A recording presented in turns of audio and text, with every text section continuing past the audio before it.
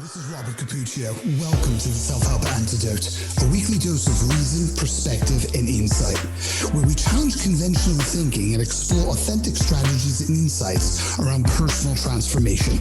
Our commitment to you is to bring you some of the world's leading experts in the domains of fitness, wellness, coaching, and behavior change, separating fact from fallacy.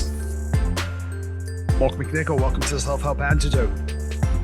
Thanks for having me.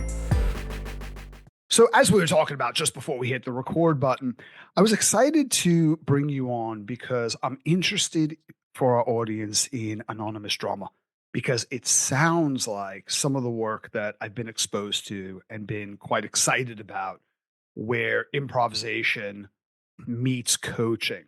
Would you mind just, as we start this conversation, telling us in your words, what exactly is anonymous drama? So the way I usually describe the program to people who've got no knowledge of it, I usually say it's like drama therapy. It's like drama therapy for people who usually don't have any interest in drama. So, over 70-80% of our participants have got no interest in creative writing. They've got no interest in performing. The intention is therapeutic. And I just want to make sure that I'm not making any assumptions. When you say drama therapy, what do you mean by that? What is that? Well, first of all, I should say that I am not a drama therapist.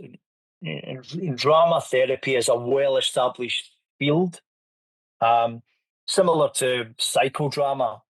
So the idea of using drama for therapeutic intent, specifically in a mental health context, is not something that's new. It's been going on for many years, and there are well-established fields like psychodrama and drama therapy.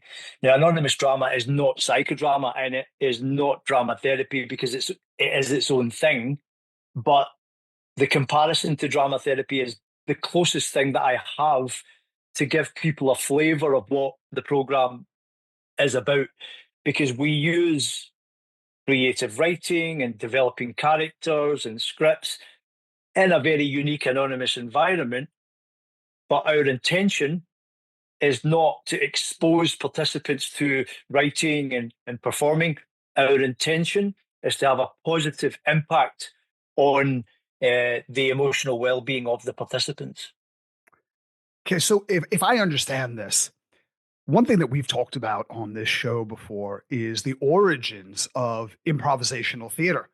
And you probably know this better than I do, but a lot of people don't.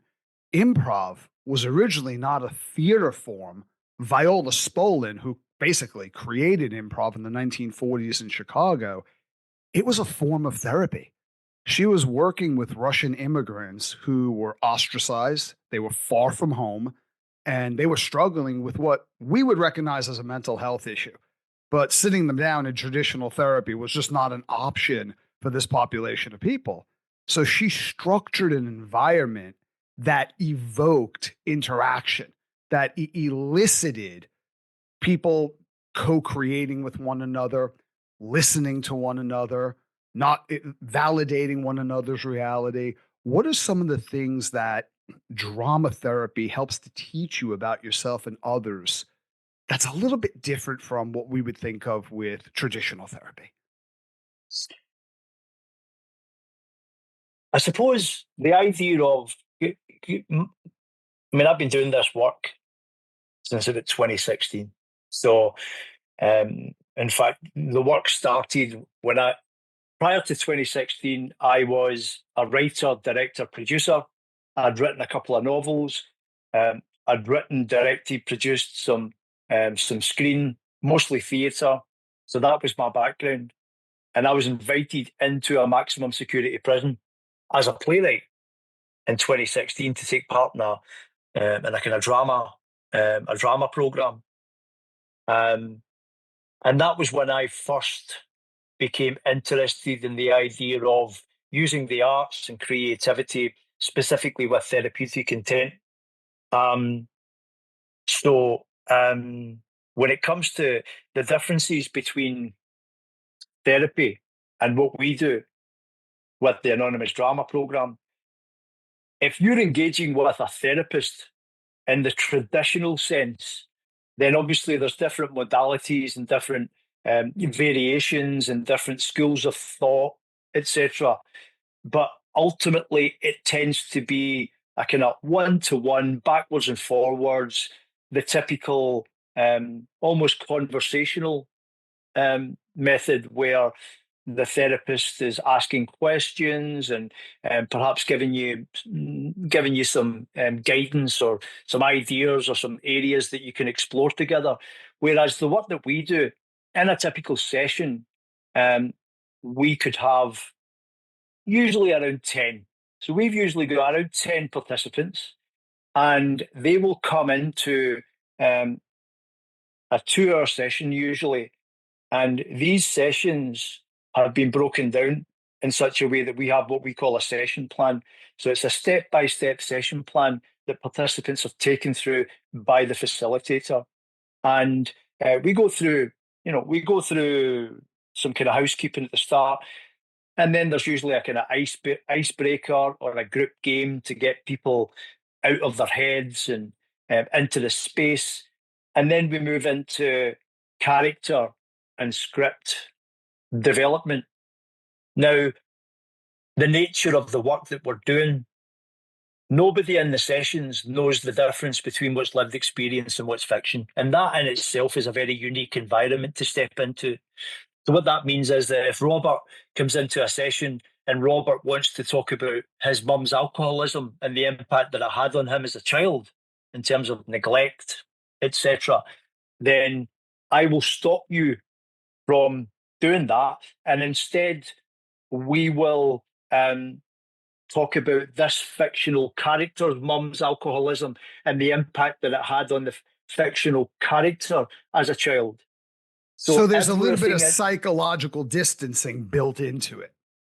Yeah, I mean, it basically means that in a session, nobody knows the difference between what is lived experience and what is fiction. And why is that important? I just want to touch upon that because that's yes, really interesting. Yeah, so we know from past experience that if you are being invited into a space where you can talk about this fictional character's mum's alcoholism, then the space and the distance between your lived experience and potentially in some cases unresolved trauma creates almost like a safety net where we know from having delivered these we've had over 5,000 participants through this program since 2016, so we've got a lot of data, and we know from the data that the space that's created is less emotionally charged and less potentially triggering. Because if you are in a room full of relative strangers talking about your mum's alcoholism, that's heavy stuff, and it can be potentially emotionally charged or triggering. Whereas if you're in a room and we're basically playing with fictional characters and monologues and sketches and spoken word, but nobody knows whether your mum was an alcoholic or not, or whether you experienced neglect as a child, then that anonymous environment that is created, not only is it safer for you and the other participants and also the delivery team, it's actually the type of environment that is more conducive to exploration. I just want to stop you there because I think you've said things that are incredibly important, whether someone's in a therapeutic environment or in an office environment, working in an organization. You utilize, if I'm correct, psychological distancing, where I step into the role of a character. Nobody knows whether this is me or this is something I'm working out through the character. That psychological distancing creates psychological safety in the room where I can experiment with exploration and vulnerability in a way that I might not be able to, because it might trigger something traumatic either in me or in one of the other participants. Wow. when you talk about 5,000 people going through this program, the data, what's the outcome of this? When people go from maybe not being able to explore things that happen to them to being in this environment, what happens? So since 2016, the majority of the 5,000 participants have either been in the justice system or in recovery from problematic addictions, specifically alcohol and drugs. So when you say what's the outcome, for the vast majority of our participants, the outcome literally is the difference between life and death. Because if you are an addict and you are in recovery and you're taking part in this program, along with hopefully other programs in order to support your recovery journey, if you relapse and if you are no longer in recovery, unfortunately, the prognosis is not good, because the reality for you, unfortunately, is death. And it might be a quick death or it might be a slow death, but ultimately the outcome can be as serious as death. And then on the justice side, it's about rehabilitation and keeping people out of the justice system. And through the various tools and techniques and exercises that we give people to take away with them out of the sessions to do in their own time, the hope is that the problematic behaviours which got them into the justice system, through doing some self-awareness and self-exploration type work, they can hopefully put themselves in a position where they're not going to make those same mistakes again. So the stakes are obviously very high. And I think this might be a little bit of a difficult question because I'm sure there are many layers and many variables that contribute to it.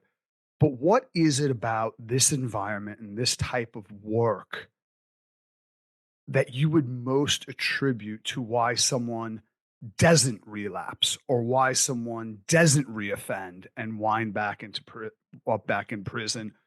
What happens in this work as an individual and as a group that kind of mitigates those chances? I think so. There are some central components to the work. So, for example, every group starts with a blank page, and they will build 3 central characters. Number 1 is the protagonist. The protagonist represents everybody in the room. Number 2 is the inner critic. And the inner critic is a constant source of negativity, disruption, all the bad stuff that's going on inside your head. Number 3 is the inner mentor. The inner mentor is a constant source of positivity, unconditional love, compassion, acceptance, all the good stuff. So, and then they can build as many or as few secondary characters as they want, but every single group builds those 3 characters and explore the concept of there being a conversation going on inside all of our heads 24/7. And the conversation that's going on inside all of our heads 24/7, the vast majority of us think of it as our thoughts. But in our program, we offer an alternative view. And the alternative view is that it's not your thoughts. And once you actually put that internal conversation, that internal chat under the microscope and you start to analyze it, there are a lot of negative components and elements to the internal chat. And once you start to become aware of them and you are able to intervene, then the outcome, if you stick with it, is improved relationship with self. And if you were to ask me in a nutshell what the program is about and what we hope that participants leave with, is an improved relationship with self. Because if you have an improved relationship with self, you are less likely to return to your alcohol or drug problematic use or the offending behaviors that got you into the justice system. So, what I think I'm hearing is one of the things that the environment of this work allows participants to do is one, there's not this central unified self. There are different aspects of self. And by exploring these aspects and having these aspects offer different perspectives or maybe challenges to some non-constructive patterns, they can kind of work out different possibilities. If I understand you correctly. Yes. Yeah. You had said something interesting. You said people mistake these things in my head as my thoughts. They're not your thoughts. What are they? So if you look at the work I've been doing, obviously in a professional capacity prior to my very first prison project, I was a writer, director, producer. That was my day job before I got into this type of work. Now, when it comes to the conversation that's going on inside all of our heads, I have been, obviously all of us either knowingly or unknowingly are engaged in that work because each of us has a conversation going on inside our heads. I I grew up, my grandfather was a pastor, evangelical. I grew up in a Christian environment. And then in my maybe early 30s, I started to become interested in Zen self-awareness practice and meditation. So I have been on my own. I wouldn't describe myself as a religious person, but I definitely would describe myself as a spiritual person. And I have been on my own spiritual journey now for 20, 30 years or whatever. And when it comes to the conversations that are going on inside our heads, incidentally, 99.9% of the population are not even aware of them. And I would consider that to be the equivalent of being asleep, like sleepwalking. If there's a conversation going on inside your head and you're not even aware of it, then that's the equivalent of not being present or sleepwalking. But when you practice the ability to listen and pay attention, and every now and then, and obviously the most effective way to do this is through meditation. And we have meditation and mindfulness techniques within the program. But the more any of us practice staying present and being self-aware, every now and then you'll find yourself walking, you'll find yourself going about your business and you'll catch a voice in your head. So for example, let's just say you want to go to the gym. You've decided you're going to go to the gym this afternoon. You haven't been to the gym in months. And you put your jogging pants on, you put a t-shirt on, you look in the mirror, and there's a voice inside your head says, you cannot go to the gym like that. You look like a total state. You are an embarrassment. Don't go to the gym because you're just making a fool of yourself. It's a much better idea if you just jump on the couch with a bag of Doritos and watch some Netflix. Now that's a voice, that's a conversation that's going on inside your head. Is that your thoughts? Do you think that's your thoughts? Well, if I had that voice in my head, I would interpret that as I'm thinking. Well, what is it? Well, when it comes to your relationship with yourself, your true nature, your authentic nature, wants to have a good relationship with yourself and wants to make decisions for yourself that are in your best interests. So on that basis, how can you listen to a voice that clearly doesn't have your best interests at heart? Because there is no argument for you lying on the couch, eating a bag of Doritos, watching Netflix, compared to going and engaging in some physical exercise. You know, the difference between those two things is one is going to support you physically, emotionally, and one is going to accelerate you faster towards your grave. Okay, so let me see if I have this correct. This can't be your authentic voice because this voice is clearly not on your side. This might be interjects from, fears that you might have, insecurities, maybe ambivalence. It might be the voice of that. It might be the voice of a critic or somebody who maybe, doesn't want you to go to the gym. Like for me, it might be the voice of my wife who wants to sit on the couch and eat Doritos and watch Netflix. Actually, she's most of the time much more supportive than that. But what you're saying is the key to all of this work is putting people in an environment where they can listen.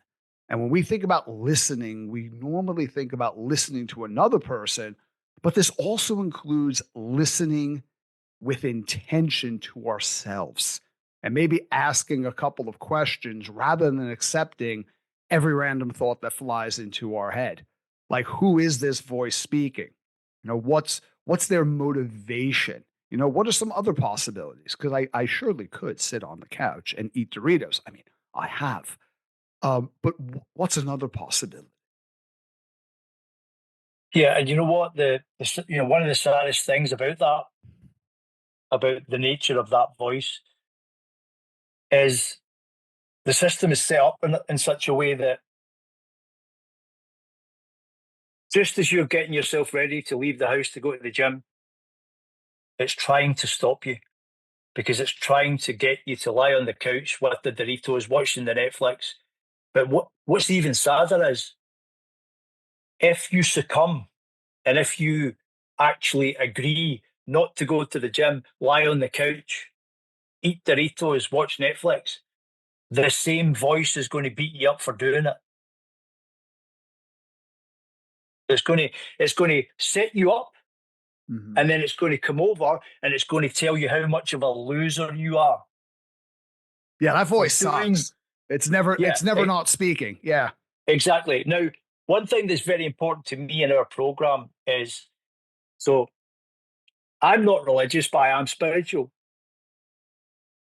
It's really important that the program is inclusive in the sense that it doesn't matter if you're religious, it doesn't matter if you're spiritual, atheist, agnostic, because the system can be explained in many different ways depending on your persuasion, whether you are spiritual, religious, etc., or not.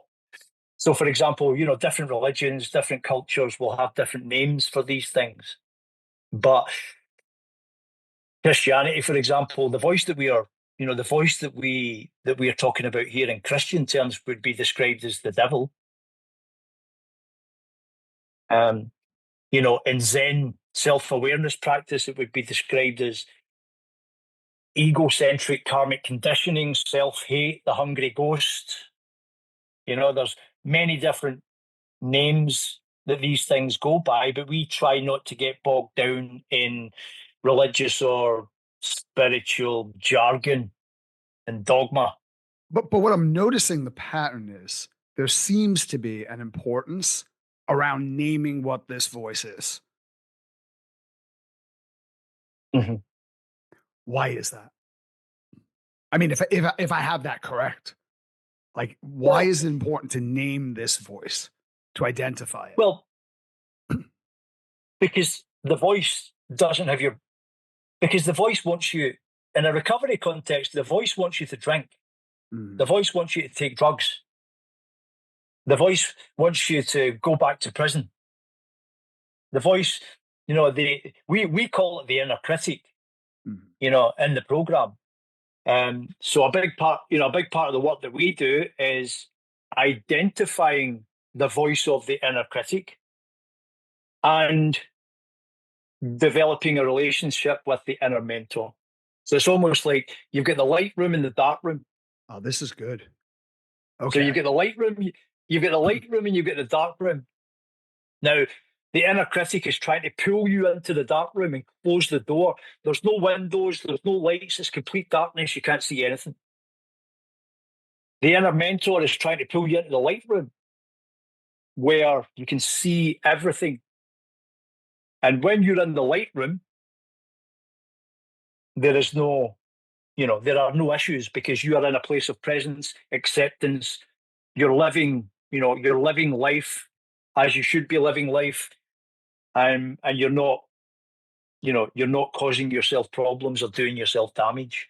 So any voice inside your head or outside your head that speaks to you in a nasty, spiteful, negative, counterproductive way is to be ignored. But if you are unable to identify the voice, then you've got no chance of ignoring it. Yeah, I think this is something that is not only interesting, but you're bringing up something that's highly practical for people. So I come home. It's the end of a long work week. Friday night. Who knows? Maybe tonight. And I open up the fridge. I'm going for a salad. I think we've all experienced this. Or maybe I'm just projecting. And that voice comes in my head. And it's like, oh, you want that ice cream in the freezer. Like, you're not going to eat a salad. You don't have the discipline. You just want to sit down on that couch. I think the couch is a culprit in a lot of these situations. It keeps coming up as an adversary. If I identify that voice, I name it, I'm instantly able to discern that this is not me trying to persuade me. This is an adversarial voice. And then it's like, well, who is me? Oh, I can name this voice, maybe the mentor, right? And that mentor is speaking to me in a reframe. It's something else to consider. So maybe this voice is going, well, last Friday you wanted the ice cream, but you did in fact reach for the salad. So you can't eat a salad and you felt good about it. And now I've had this reframe, but I first have to be able to discern and distance myself from that voice that's trying to get me to do something contrary to my best interests. You know what? Like the image that I had in my head there when you mentioned the fridge. Imagine like the work that the participants are doing in our group work. Imagine you're the protagonist. You open the fridge and you've got two people standing behind you. You've got the inner critic and you've got the inner mentor. And the inner critic is telling you to eat the top of Ben and Jerry's. Eat it. You want the top of Ben and Jerry's, right? Now, the mentor is your biggest fan, your champion. They're always in your corner. They've got your best interests at heart. What they're going to do is they're going to step forward and say, listen, you can eat that tub of Ben and Jerry's if you want. All I want to do is make sure that you've got all the facts. And here are the facts relating to what's going to happen. Pardon me, if you eat that tub of Ben and Jerry's. We know that if you eat that tub, in 5 minutes, you're going to feel shit. 5 minutes, you're going to feel shit. So I'm here basically just to have an honest, authentic conversation with you because I love you and all I care about is your best interests.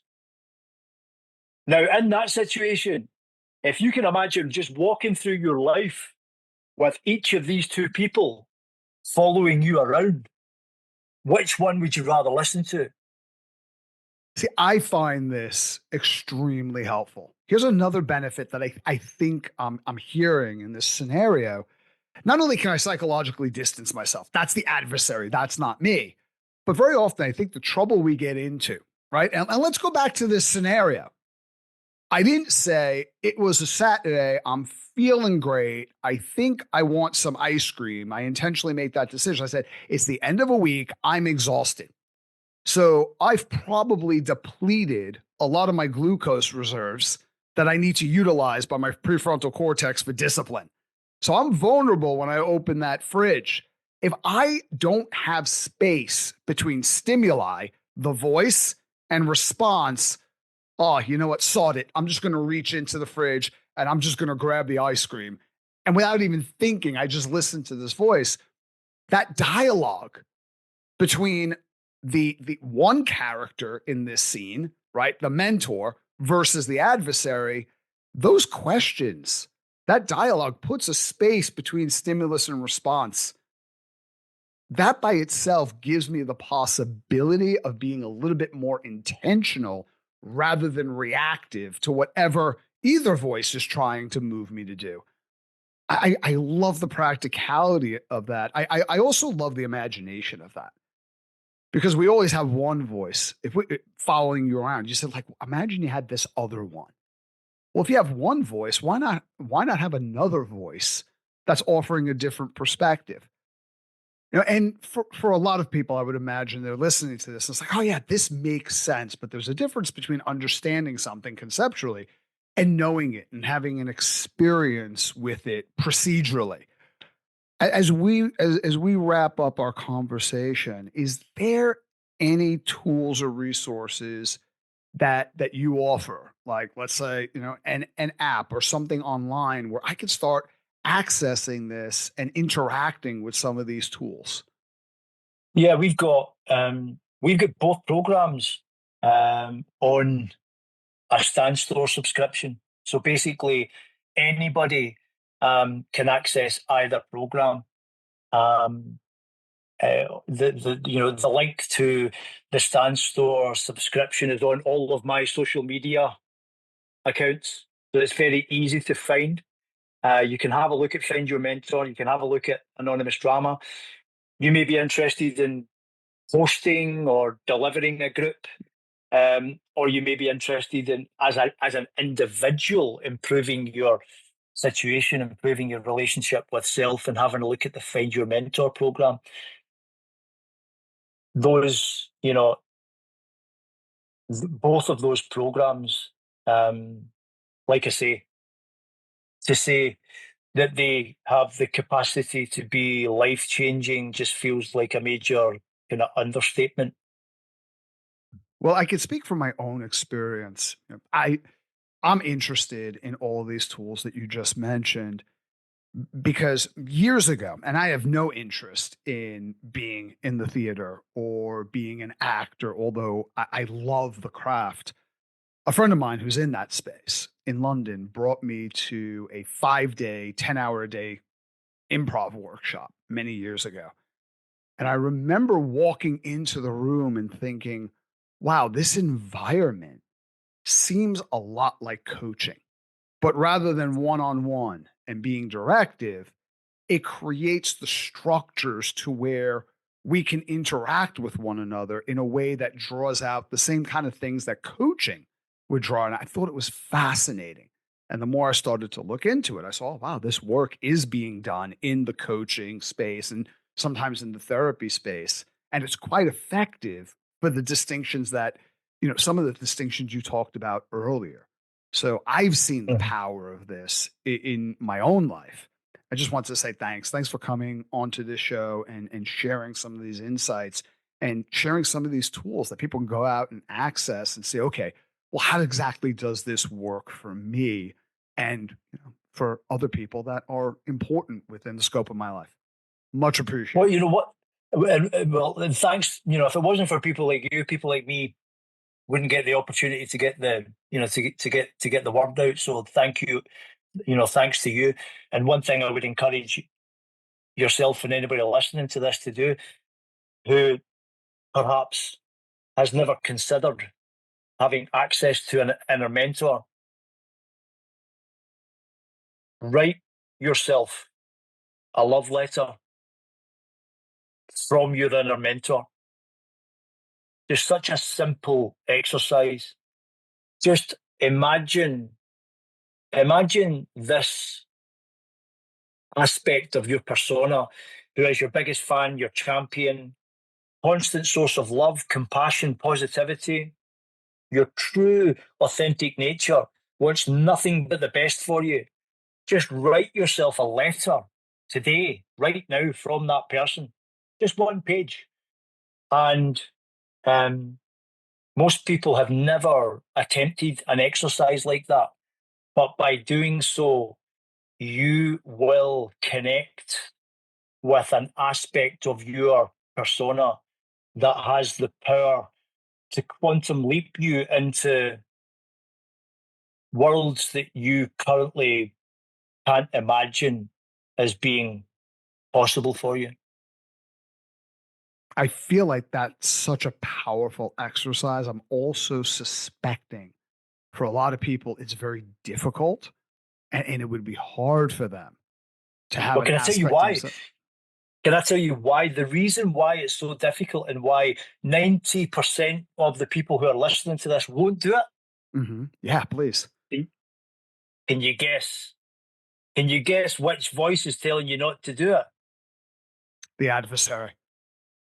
The inner critic is inside your head doing its best to block anything that is going to support your emotional well-being, sense of connection, presence, authentic nature. So exercises like this, there's alarm bells going off inside your head. The inner critic is scrambling about to do everything it can within its power to convince you that this is hocus pocus, a lot of rubbish, because I it's want, um, it's the type of thing that threatens its very existence. I want to be respectful to your time, but I just want to ask you one more thing. How do you start understanding that you're going to be met with resistance the second you sit down to do this? Is there a tool or a way to begin that letter and then just guide yourself into just doing that, even if it feels absurd? What would you recommend? I mean, obviously, it's going to help you to tap into a program like ours, Mhm. because we have the infrastructure, we have the tools. When you go through the course material, it breaks it down for you. It says, okay, here's the intro. This is some of the jargon that you're going to be introduced to. Here's step one. Here's step two. Do this exercise each day. Step one, step two, step three. That's just going to make it easier for you Mhm. to get your head around it. But at the end of the day, the one thing, the one tool within all of the resources that we have in our programs, there are a couple of things that are going to fast track you, and one of them is an AI. We've got a custom built AI GPT which lives on your smartphone, which acts as an AI representation of your inner mentor. And I speak to my AI mentor usually at least 2, 3, 4 times a day. Oh, so that's brilliant. That's a prompt that you can utilize and have AI kind of shape what that narrative might look like, which can help you ease into, okay, how would this voice, and which is an aspect of me, speak to me in this letter?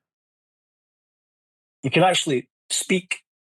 So inside the app, there's a microphone button, so you can Mhm. actually speak into the microphone, um, and you can listen back. You can actually listen back to the response. One of the most important things I believe I've heard is mindfulness. And when we think of mindfulness, we get like 1,000 different interpretations. It's a matter of being intentional with what is happening in the moment by moment. Doing that not only with people around us and our physical space around us, but with our thoughts in our own head, the most intimate aspects of us requires listening. It requires listening and it requires being able to discern the constructive me from not me. I think right there, if we could all do a little bit of that, there would be tremendous benefits, not only to the outcomes, but to the experience we have living day to day, which is one of the primary elements that defines well being. Thank you, Mark. I appreciate you being on the show. Thank you for having me, Robert. Thank you for listening. I hope you enjoyed this episode. Visit us at theselfhelpantidote.com to share your feedback, insights, and recommendations on what topics you'd like us to explore in the future.